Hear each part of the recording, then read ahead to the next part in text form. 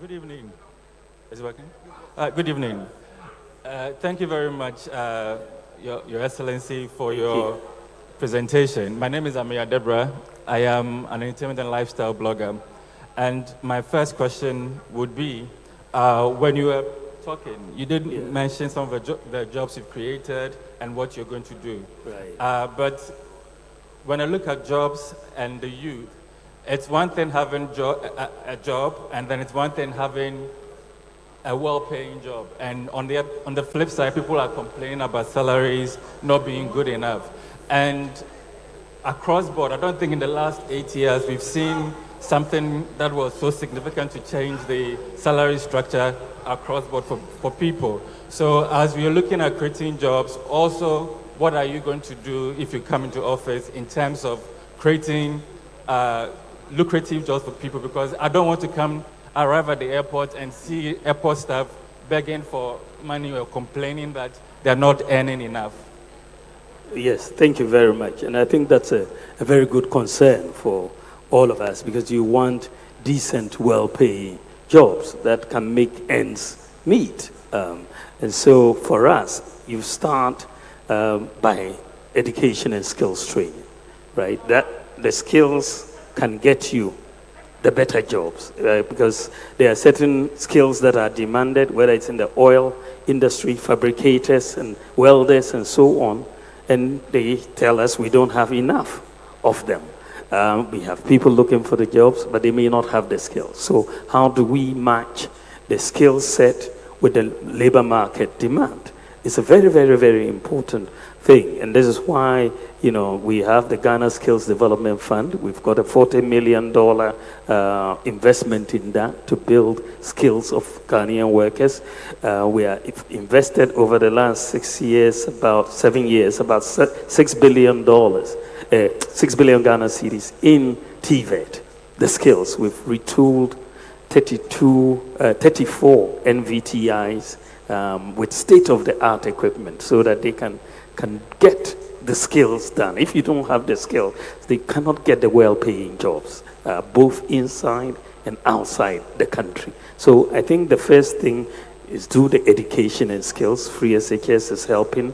TVET will also help.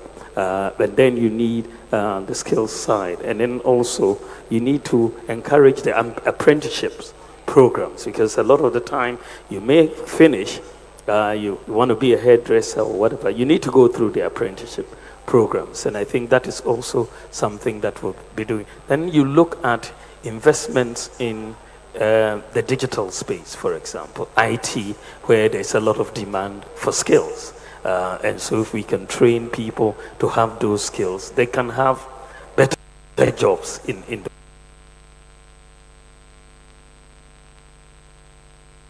those skills.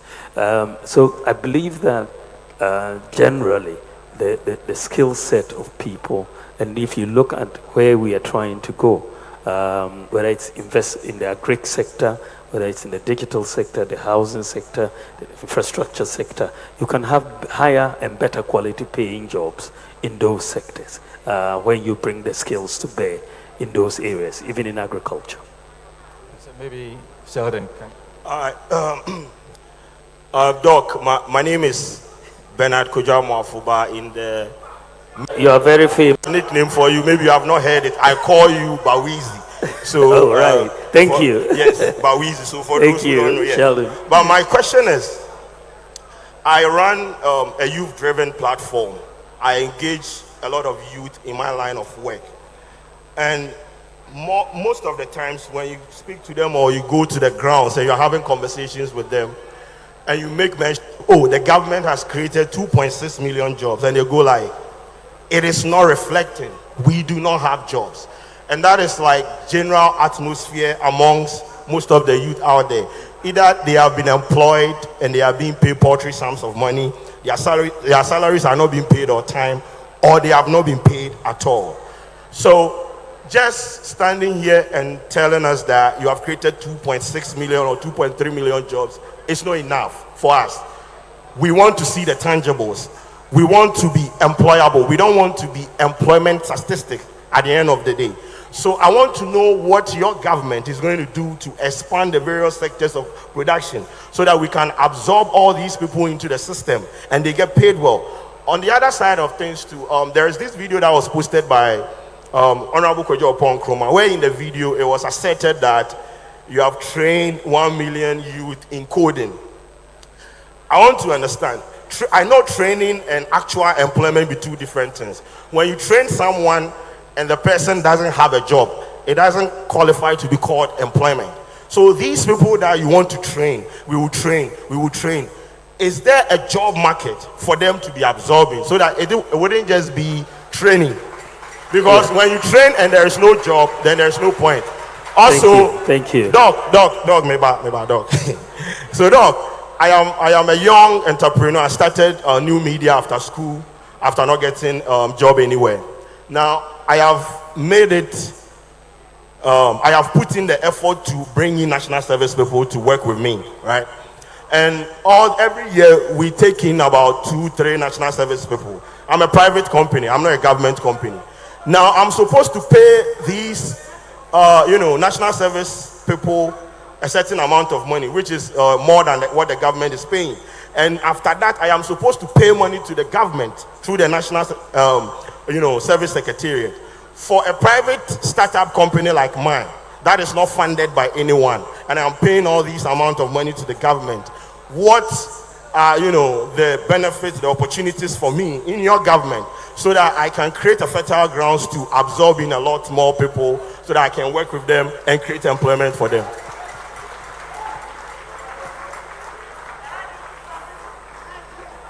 Thank you very much, Kojo. I think there are about 3 questions, if I recall. You made the right point to start with. That says that we've created 2.6 million jobs. That for the people you talk to, they are not seeing it, reflecting.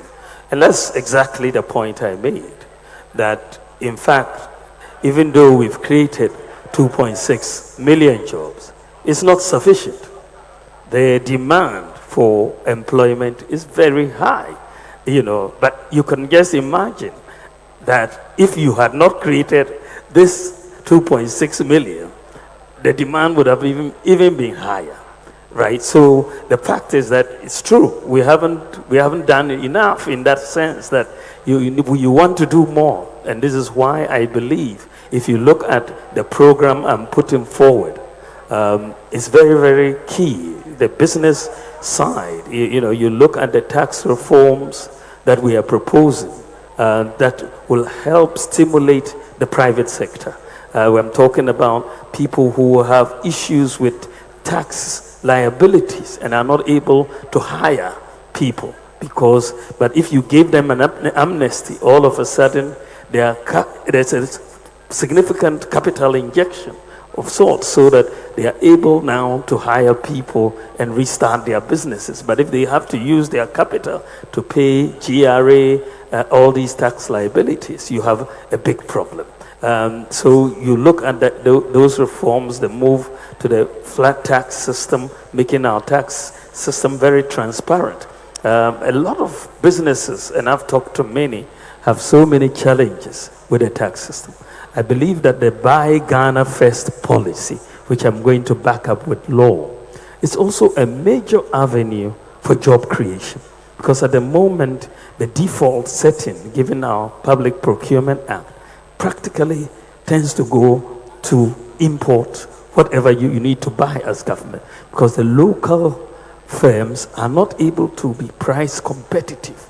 So the foreign firms win the bids almost all the time.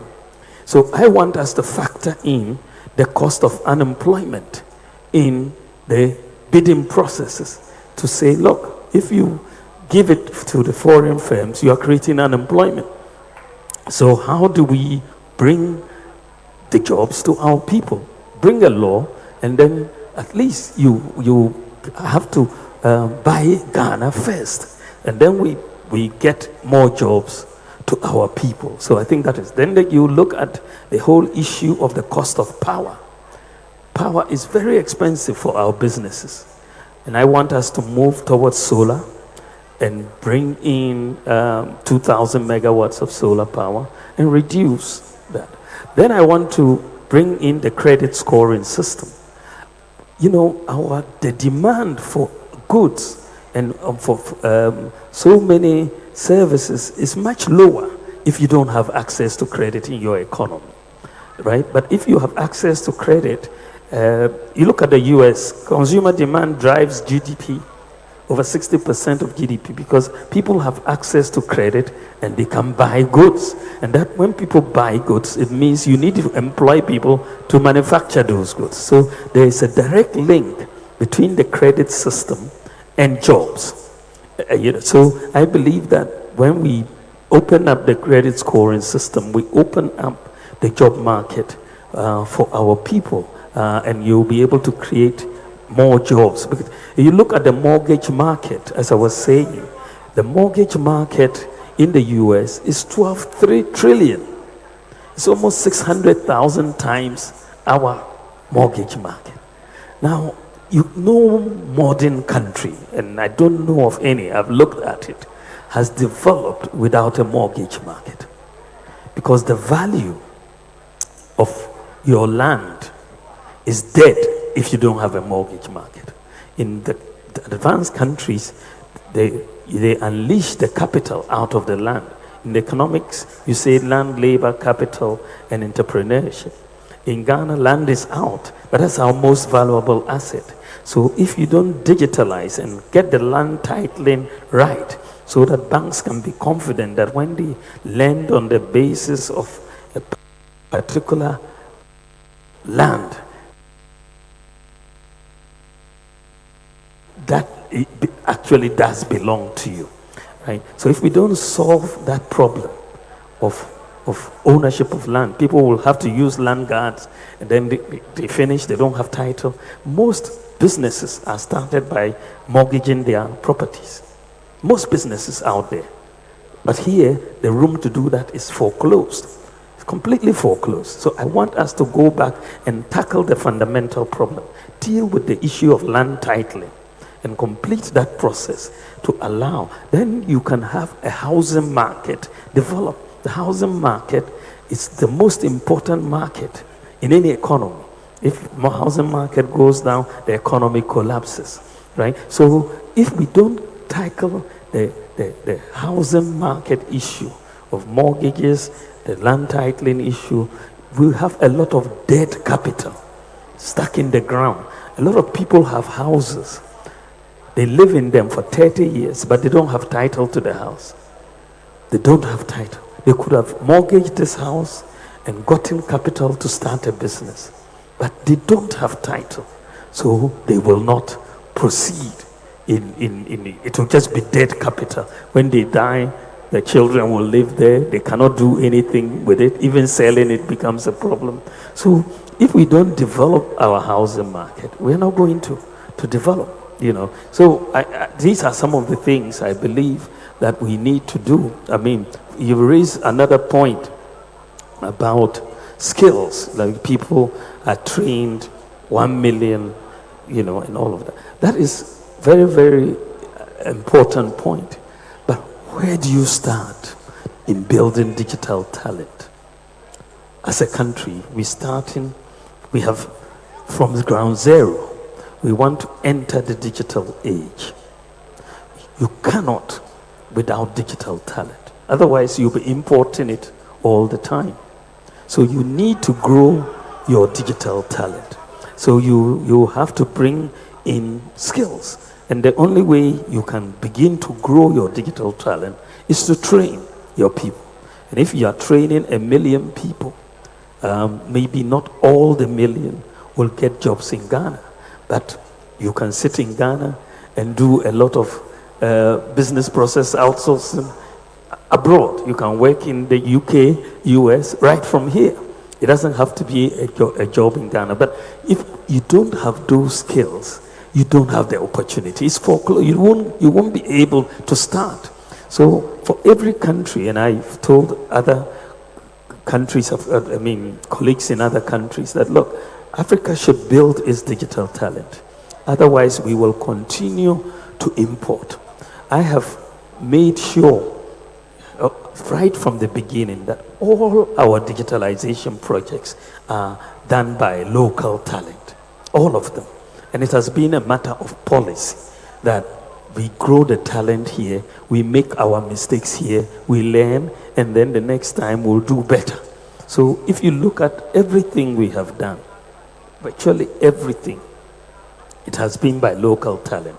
Even the drones that we brought in, all the drone centers are 100% manned by Ghanaians, not a single foreigner. We insisted on it. 100%, all the drone centers are being manned by Ghanaians. Not a single foreigner is doing that, because otherwise we will just be bringing people in to make money and then we don't get the skills.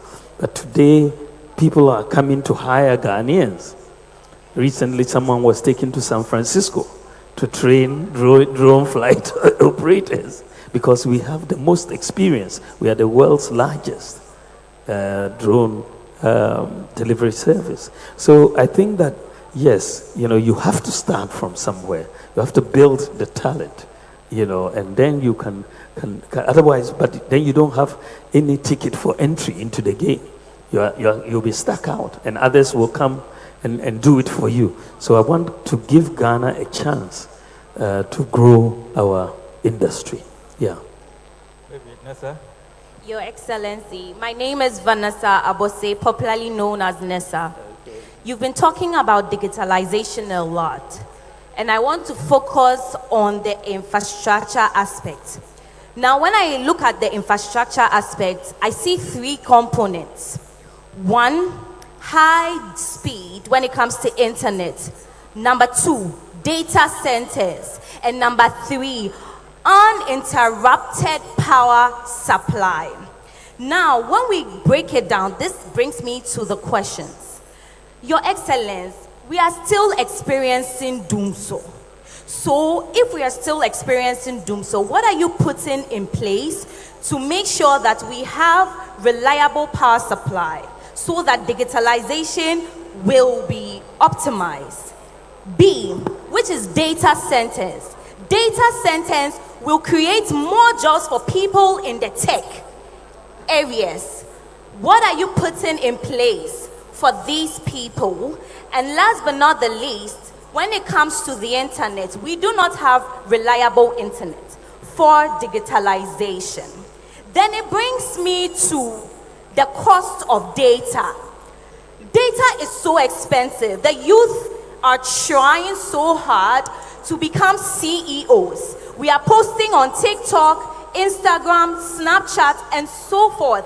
But the data is so much. What are you going to do about that? My third question, you spoke about industrialization. And I would like to read what I saw about industrialization. Industrialization is the process of transforming the economy of a nation or region from a focus on agriculture to a reliance on manufacturing. I would like to focus on the agriculture aspect because you said you would like to encourage us to purchase more of Ghanaian-made produce, right? Mr. President, Your Excellency, Dr. Bawumia, Ghanaians are scared about their health when it has to do with the water situation. So, what do you have to say about that so that we Ghanaians can feel safe to purchase our own goods being produced in Ghana so that we don't get affected, especially with the Galamsey water issue? Thank you. Thank you very, very much, Vanessa, for those questions, and they're very, very important. I think that you've raised pertinent issues that go to the heart of a functioning digital economy. And I think that if you look at the power challenges that we've had recently, from my understanding, there's been issues with gas supplies, and that has resulted. But I'm told that this situation is about to be resolved, and the problem is being fixed. So we will get more reliable power. I think that is the issue. Data centers, I think that that is key.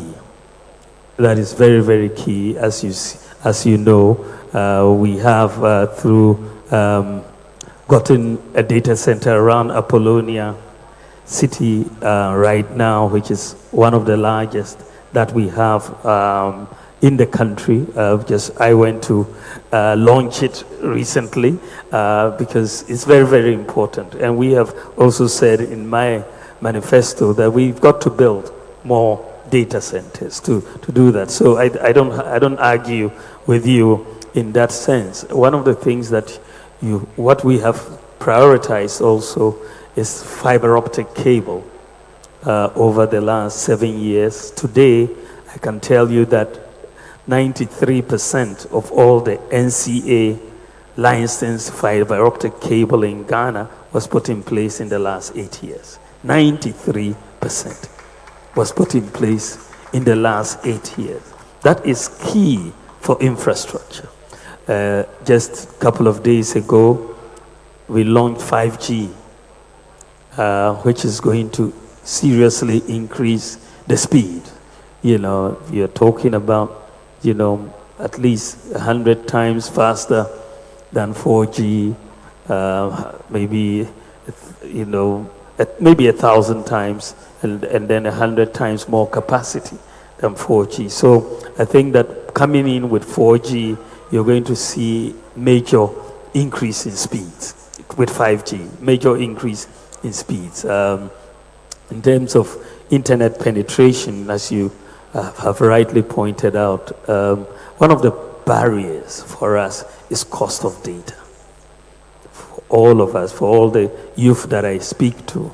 And I'm increasingly, I've made the point before, that we should, in this world of digital, access to the internet we should, in this world of digital, access to the internet is almost seriously very much at par to access to things like electricity. Very, very key. So we need to bring down the cost of data. And if you heard what I spoke about, I said that the allocation of spectrum license, historically we have allocated spectrum on the basis of raising revenue for government. And so when the telcos buy the spectrum on the basis of raising revenue, so they pay, we do a bidding round. So we look for the highest bidder. So we get the revenue. So they have to recover their costs. So the cost of data will go up. So I'm saying, don't allocate spectrum on the basis of revenue, because you have a digital inclusion agenda. So you should allocate the spectrum on the basis of digital inclusion and negotiate with the companies to say, we will give you the spectrum, but you have to lower the cost of data. And we can have a negotiation along those lines to bring down the cost of data. But if you want to charge high for the spectrum, they will also charge high for the data. And so I believe that government should take financial inclusion, and this is what I have in the manifesto, should take digital inclusion as a high priority and not be too focused on raising revenue from spectrum. We should use spectrum to get inclusion, and that is, say, you have to spread your services to these areas at this cost. They are willing to do that. So this is one of the things I want to do with the area of bringing down.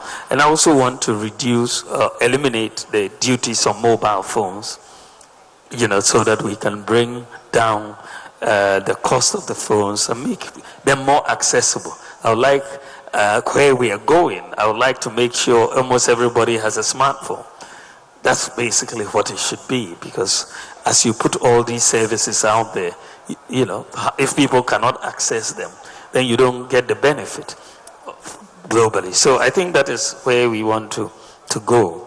I think that you made also a point about industrialization and how we move from agric to manufacturing and the cost of water. I think that this is part of, if you look at the 1D, 1F policy that we brought in, one of the things that was clear is that over almost 70% of 1D, 1Fs were for agricultural processing companies, almost 70%. We've set up about 169 factories under 1D, 1F, which are operational, but almost 70% of them are agric processing. But it makes sense that they be so, because if you have agric processing, then there's a demand for the produce from the farmers, right? So when I went to the Bono areas, for example, they were talking about the need for cashew factories. Because if there is no demand, then the cashew prices are depressed. So once the factories are there to demand those agricultural produce, then you will see better prices for the farmers and so on. So I think that is something that I would like to see more of. Most countries have industrialized through the agro-processing side before you go to the other segments like the cars and so on. The water situation is also very, very critical, and we need to make sure that we control, and this is why I think that the issues about mining in the water bodies through these galamsey activities is just a no for our country, and we have to do everything to stop it, because the cost for us, disease and everything, is so high.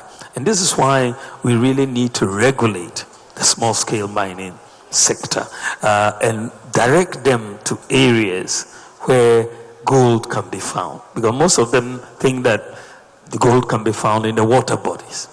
But you can get into, community mining schemes where the Geological Survey Authority has already identified that there is gold here.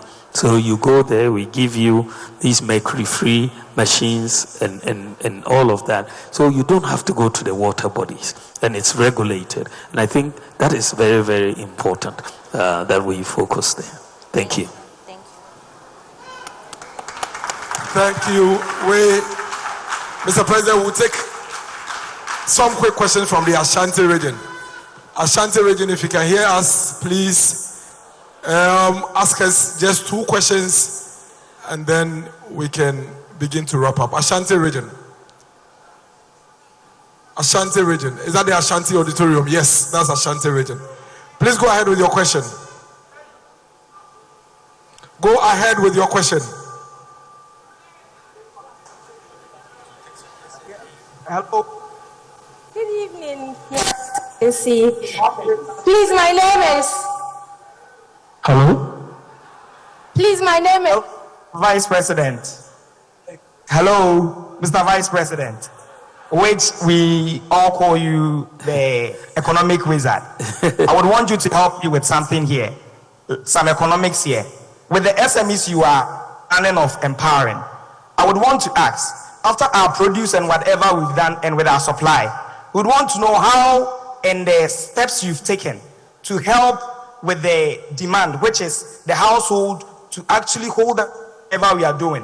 What steps are you going to take in your government to actually bridge that gap for this household to patronize whatever we are doing, not to cause loss and again surplus or whatever we produce? So in Kumasi, as we know, we are into trading. So we want to know, how are you going to help us, someone like me in the eatery industry, which I own a restaurant, Let's Eat Good. I would want to know how you are going to help us do that. Please explain with your economics lecturing. Thank you. Second question, please. I've been an author and an upcoming entrepreneur, so I will really tackle on the SMEs. I heard of investment credit tax concerning your tax modification and an initiative.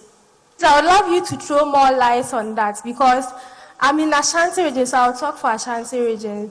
And for Ashantis, we are known for doing business or So as a young female entrepreneur, what are some of the incentives that you may bring on board to help boost and then bring growth to my business as a youth? Thank you. Thank you, Mr. President. If you can take these questions, please. Thank you very much. I think that the first question was how we bridge demand and supply. If we give the businesses incentives to produce, where is the demand coming from to buy? I think that is an old age question. But I think that one of the first things that we need to do is to first create the capacity to demand. One of the things that I've been pushing for, and thankfully is coming into being, is to make sure we build a credit system in Ghana. Because a lot of consumer demand in many of the advanced countries is driven by credit, right? So if you are in a nation with no or little access to credit, you will be producing at a low level equilibrium.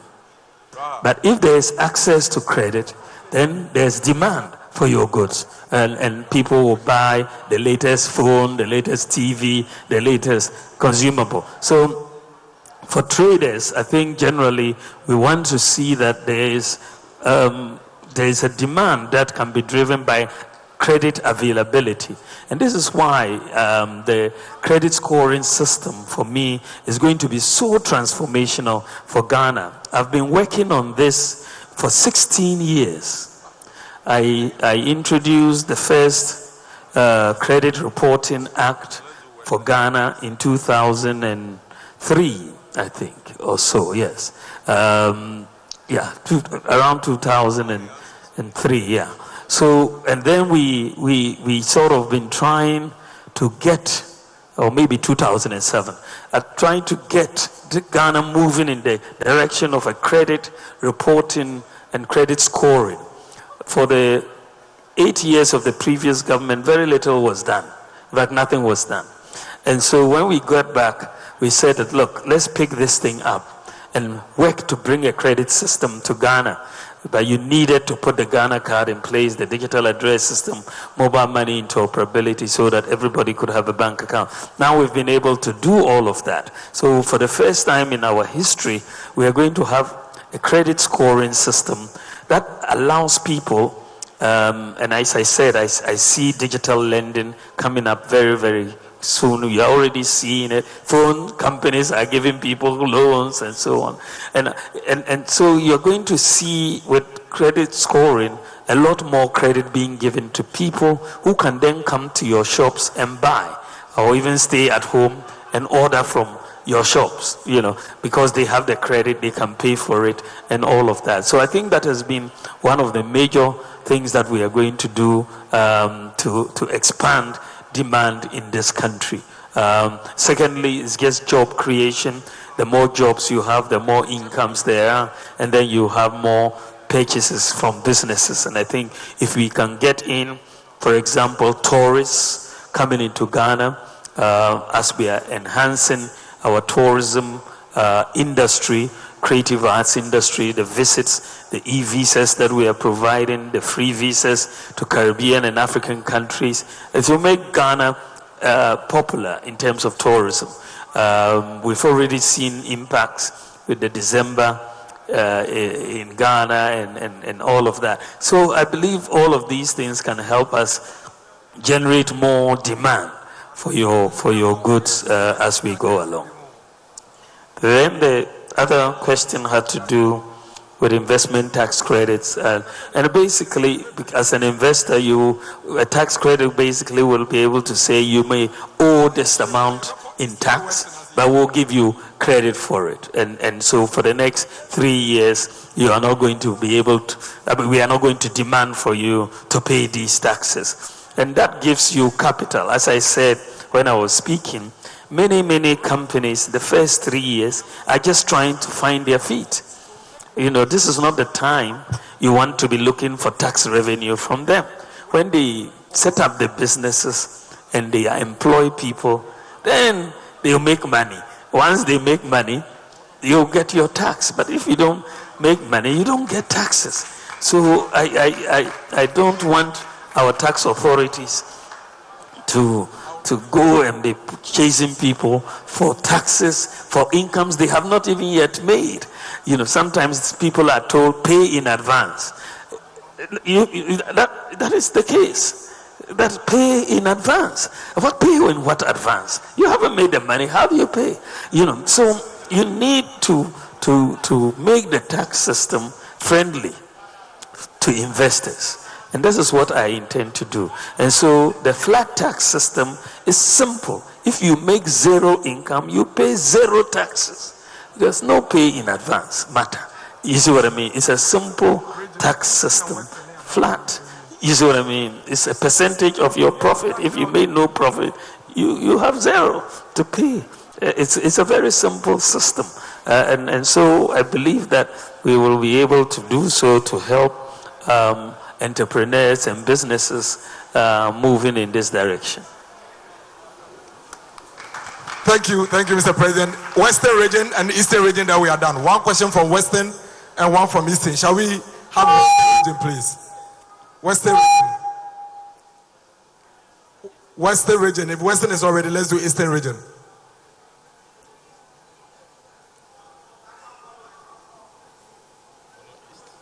Western region, Eastern region.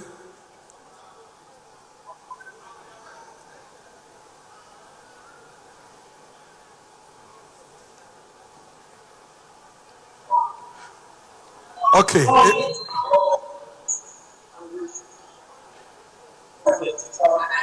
The latency, 5G is coming. 5G is coming.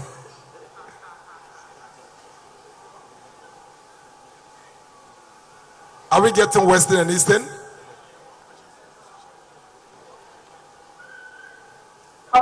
You have to look at it.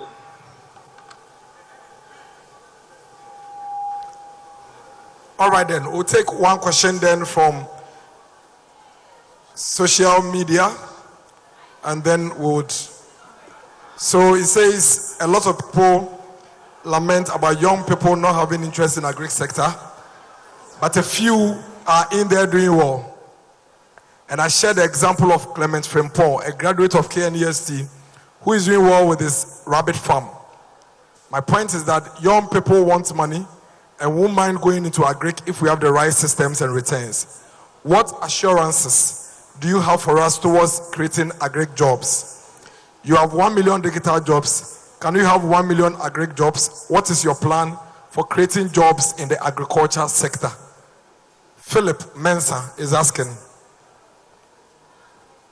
Thank you very much. I think that so far, what we have seen in the agric sector has been quite remarkable over the last 8 years. When we came into office, agricultural growth of GDP was 2.9%. 2.9%. Today, we are talking 5.4%. And it has been consistent over the last 8 years. This has been one of the good things, I think, that the Planting for Food and Jobs program has brought to us. We've reduced rice imports by 45% since 2008. 45% reduction in rice imports. Many people don't really recognize that, but it's a major achievement. And our goal is to eliminate rice imports by 2028. Right, if we continue on this trajectory, having come down by 40%, I believe we are going to be able to get there. So you're seeing increased production and also jobs in the sector. But one of the problems with agric jobs, some of them are very temporary and seasonal.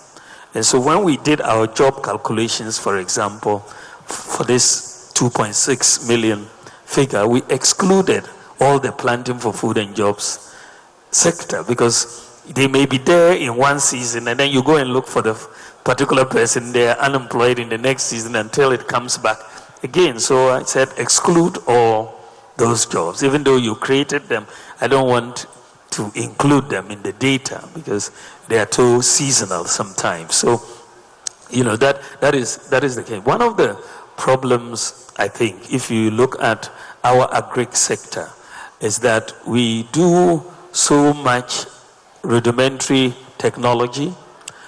We don't apply enough science. Agric is very scientific. The soils must be studied, and the type of soils for particular crops is very scientific. And so we need to invest in that research. Countries that have done well have invested in the research, using even satellite technology to pinpoint which soils will be good for particular crops in your country. And so you just don't go and say cassava, and so I'm starting to plant cassava wherever I am. The soils may not be good for that, and you need to do that. The other thing is that Africa, and for that matter Ghana, we do very little of our land is irrigated. You look at the Volta across, the whole Volta, what sort of irrigation have we used the Volta for? You don't see irrigation schemes. But we have the largest man-made lake in the world, the whole world, the Volta Lake, the largest. We can do so much farming using the Volta to do irrigation. So much farming across, So I want to see, in terms of agric, we need to look at the science, the soils, and so on. We also need to look at irrigation, and we need to apply technology. You cannot, today's technology is digital in the agric space. Agri-tech is very, very high now, so you need to apply technology in the agric space, sensors and so on for irrigation. And I think that that's why we want to build agricultural enclaves. Every, area has particular advantage for particular crops. And so we should be looking at enclaves that deal with specific crops. Some areas will be rice, some areas will be tomatoes, some areas will be maize, right? But we need to identify and support the planting of those particular crops in those areas. So this is why we are proposing these agricultural enclaves to do that, and also to be supported by production processing facilities at these enclaves.